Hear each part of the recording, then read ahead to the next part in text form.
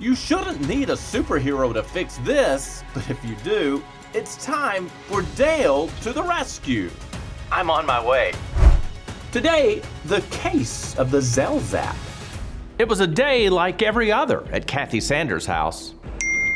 Until it wasn't. I received a text stating that someone attempted to withdraw $1,500 from the ATM. Was that you?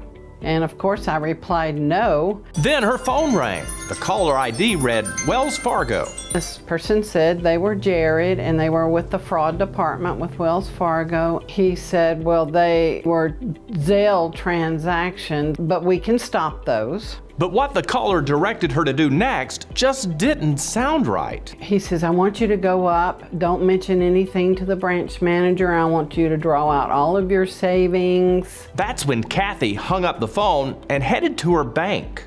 We were explaining the situation to the branch manager. She said, did you give him your PIN? And I said, I did not.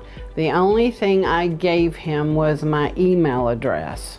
But it appears that's all the information the caller needed to send $3,500 via Zelle from her bank account to people she did not know. If they had access to her email, they could have logged into her bank, did two-factor, approved it through the email, then submitted the Zelle payment through those steps. Brian Oglesby is with the Clearwater, Florida Better Business Bureau.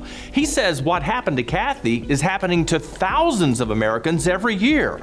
In some cases, it's a scam, while others fall under the definition of fraud. If you've been frauded, then you have recourses to recoup those money.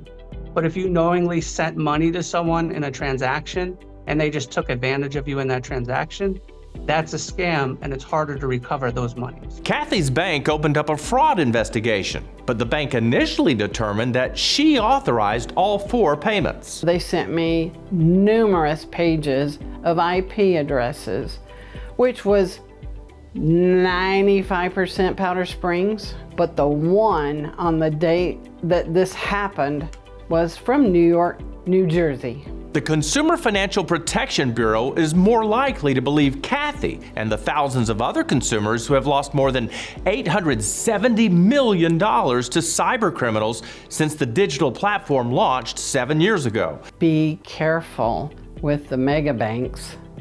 Be careful with Zelle. After TrustDALE contacted Wells Fargo on Kathy's behalf, the bank reviewed her case. Wells Fargo wrote, "We are committed to protecting our customers and stopping criminals from engaging in fraudulent activity. While we cannot provide details on this case to protect our security procedures, we can share that we reached this resolution following a thorough investigation and after reviewing additional information." Within a week, Wells Fargo put the money back into Kathy's account. When truth, justice, and a job well done are in danger, there's only one place to turn: TrustDALE.